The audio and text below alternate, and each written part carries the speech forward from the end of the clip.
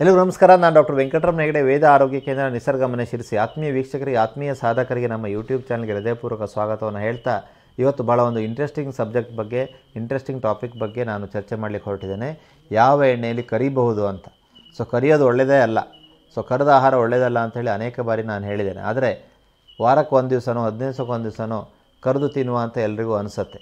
ಹಾಗಾದರೆ ಯಾವ ಎಣ್ಣೆಯಲ್ಲಿ ಕರೆದ್ರೆ ಅದು ಅಷ್ಟೊಂದು ಆರೋಗ್ಯಕ್ಕೆ ಹಾನಿ ಉಂಟು ಮಾಡೋದಿಲ್ಲ ಅನ್ನೋದನ್ನು ವೈಜ್ಞಾನಿಕವಾಗಿ ಇವತ್ತು ನಾನು ನಿಮಗೆ ತಿಳಿಸಲಿಕ್ಕೆ ಪ್ರಯತ್ನ ಮಾಡ್ತಾ ಇದ್ದೇನೆ. ಸೊ ಅದನ್ನು ವೈಜ್ಞಾನಿಕ ಹಿನ್ನೆಲೆ, ವೈಜ್ಞಾನಿಕ ಒಂದು ರಿಸರ್ಚ್ ಪೇಪರನ್ನು ತೋರಿಸಲಿಕ್ಕೆ ಟ್ರೈ ಮಾಡ್ತಾ ಇದ್ದೇನೆ.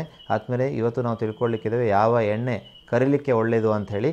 ಸೊ ಹೀಟ್ ಮಾಡಲಿಕ್ಕೆ ಯಾವ ಎಣ್ಣೆ ಸೂಕ್ತ ಅನ್ನೋದೊಂದು, ಯಾಕೆಂದರೆ ಭಾರತೀಯರ ಅಡುಗೆಯಲ್ಲಿ ಹೆಚ್ಚು ಆಯಿಲನ್ನು ಹೀಟ್ ಮಾಡೋದಿರುತ್ತೆ. ಹಾಗಾಗಿ ನಾವು ಅದನ್ನು ಸೂಕ್ಷ್ಮವಾಗಿ ಅರ್ಥಕೊಂಡ್ರೆ ಭಾಳ ಒಳ್ಳೆಯದು. ಆದಮೇಲೆ ಡಿಸ್ಕ್ರಿಪ್ಷನ್ ಬಾಕ್ಸಲ್ಲಿ doctor Hegde's health tips WhatsApp ಗ್ರೂಪಿಗೆ ಲಿಂಕ್ ಇದೆ.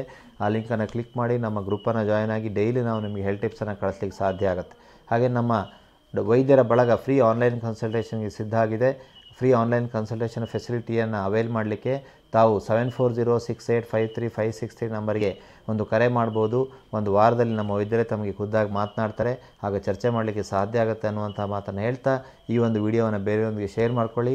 ನಮ್ಮ ಯೂಟ್ಯೂಬ್ ಚಾನಲ್ನ ಸಬ್ಸ್ಕ್ರೈಬ್ ಮಾಡಿ, ಬೆಲ್ ಐಕಾನ್ ಒತ್ತಿ ಅನ್ನುವಂಥ ವಿನಂತಿಯನ್ನು ಮಾಡ್ತಾ, ಈಗ ನಾವು ತಿಳ್ಕೊಳ್ಳಿಕ್ಕಿದ್ದೇವೆ which oil is good for heating. ಆದಮೇಲೆ ಇಲ್ಲಿ cooking with vegetable oils releases toxic cancer causing chemicals says experts. So ನಾವು ಈ ಒಂದು ಎಣ್ಣೆಯಲ್ಲಿ ಫ್ರೈ ಮಾಡೋದ್ರಿಂದಾಗಿ, ಡೀಪ್ ಫ್ರೈ ಮಾಡೋದ್ರಿಂದಾಗಿ ಅನೇಕ ಕೆಟ್ಟ ರಾಸಾಯನಿಕಗಳು ಬಿಡುಗಡೆ ಆಗುತ್ತೆ. ಇದು ಕ್ಯಾನ್ಸರ್ನಂತಹ ಒಂದು ತೊಂದರೆ ಬರಲಿಕ್ಕೂ ಕಾರಣ ಅನ್ನೋದನ್ನು ವಿಜ್ಞಾನಿಗಳು ಹೇಳ್ತಾರೆ. ಸೊ ಹಾಗಾದರೆ ಹೀಟ್ ಮಾಡೋದ್ರಿಂದ ಒಳ್ಳೆಯದಲ್ಲ. ಅದು ನಾನು ಹೇಳಿದೆ, ಅಪರೂಪಕ್ಕೊಮ್ಮೆ ಕರೆದು ತಿನ್ನುವಂಥ ಆಸೆ ಎಲ್ರಿಗೂ ಆಗುತ್ತೆ. ಸೊ ಕರೆದಾಗ ವಿಜ್ಞಾನಿಗಳು ಇಲ್ಲಿ ಸ್ಟಡಿ ಮಾಡಿದ್ರು, 10 ನಿಮಿಷ, 20 ನಿಮಿಷ ಹಾಗೂ 30 ನಿಮಿಷ ಬೇರೆ ಬೇರೆ ಎಣ್ಣೆಯಲ್ಲಿ ಕರೆದು. ಸೊ ಯಾವ ಎಣ್ಣೆಯಲ್ಲಿ ಕರೆದಾಗ ಅತಿ ಕಡಿಮೆ ರಾಸಾಯನಿಕಗಳು ಉತ್ಪಾದನೆ ಆಯಿತು ಅನ್ನೋದನ್ನು ತಿಳಿಸ್ತೇನೆ. ಆಗ ನಿಮ್ಗೆ ಗೊತ್ತಾಗುತ್ತೆ ಯಾವ ಎಣ್ಣೆ ಒಳ್ಳೆಯದು ಅಂಥೇಳಿ. ನೋಡಿ, ಕೊಕೊನಟ್ ಆಯಿಲ್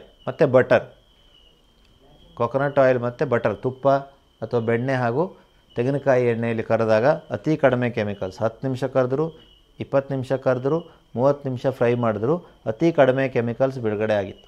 ಸೊ ಇದರಿಂದ ನಮಗೆ ಅರ್ಥ ಆಗೋದು, ಈ ಒಂದು ತೆಂಗಿನ ಎಣ್ಣೆಯಲ್ಲಿ ಕರೆದಾಗ, ಯಾಕೆಂದರೆ ತುಂಬ ಸ್ಟೇಬಲ್ ಫ್ಯಾಟ್ ಅಂತ ಹೇಳ್ಬೋದು, ತೆಂಗಿನಕಾಯಿ ಎಣ್ಣೆಯಲ್ಲಿ ಕರೆದಾಗ ಅಥವಾ ತುಪ್ಪದಲ್ಲಿ ಕರೆದಾಗ ಹೆಚ್ಚು ಕೆಮಿಕಲ್ಸ್ ಬಿಡುಗಡೆ ಆಗೋದಿಲ್ಲ, ಇದು ಸೇಫು, ಇದರಿಂದ ತೊಂದರೆ ಆಗೋದಿಲ್ಲ ಅನ್ನುವಂಥ ಅಂಶ ನಮಗೆ ಗೊತ್ತಾಗುತ್ತೆ. ಹಾಗಾಗಿ ಇವತ್ತಿನ ಸಂಚಿಕೆಯಿಂದ ನಾವು ಅರ್ಥ ಮಾಡ್ಕೊಳ್ಳೋದು ಏನಂದರೆ, ಕರಿಯೋದೇ ಇದ್ದರೆ ನೀವು ದಯಮಾಡಿ ಅಪರೂಪಕ್ಕೊಮ್ಮೆ ಕರೆದ ಆಹಾರ ತಿನ್ಬೋದು. ಅದನ್ನು ತುಪ್ಪದಲ್ಲಿ ಅಥವಾ ಶುದ್ಧವಾದ ತೆಂಗಿನ ಎಣ್ಣೆಯಲ್ಲಿ ಕರೆದರೆ ಅಷ್ಟೊಂದು ಕೆಟ್ಟ ರಾಸಾಯನಿಕಗಳು ಬಿಡುಗಡೆ ಆಗೋದಿಲ್ಲ ಅಂತ ಹೇಳಿ ವಿಜ್ಞಾನಿಗಳು ಹೇಳಿದಂತಹ ಒಂದು ಮಾತನ್ನು ತಮ್ಮೊಂದಿಗೆ ಹಂಚಿಕೊಳ್ಳಲಿಕ್ಕೆ ನಾನು ಇಷ್ಟಪಡ್ತೇನೆ.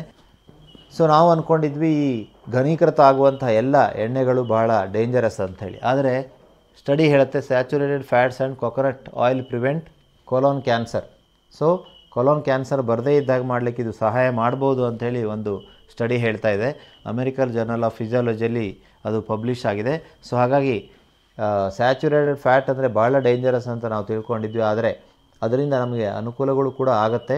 ಸೊ ಹಾಗಾಗಿ ನಾವು ನಮ್ಮ ಆಹಾರದಲ್ಲಿ 1 ಚಮಚ 2 ಚಮಚ ಅದು ವರ್ಜಿನ್ ಕೊಕೊನಟ್ ಆಯಿಲನ್ನು ನಾವು ಸೇರಿಸೋದ್ರಿಂದಾಗಿ ನಮಗೆ ಅನುಕೂಲ ಆಗುತ್ತೆ.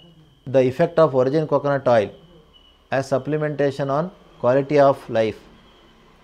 ಸೊ ಈ ಒಂದು ಬ್ರೆಸ್ಟ್ ಕ್ಯಾನ್ಸರ್ ಇರುವಂತಹ ಒಂದು ಪೇಷಂಟ್ ಮೇಲೆ ವರ್ಜಿನ್ ಕೊಕೊನಟ್ ಆಯಿಲ್ ಅಥವಾ ಈ ಒಂದು ಶುದ್ಧವಾದ ಕೊಬ್ಬರಿ ಎಣ್ಣೆಯನ್ನು ಉಪಯೋಗಿಸಿದಾಗ ಸೊ ಕೀಮೋಥೆರಪಿಯಿಂದ ಆದಂತಹ ಒಂದು ತೊಂದರೆಗಳು ಕಡಿಮೆ ಆಗಿರೋದು ಕಂಡುಬಂತು.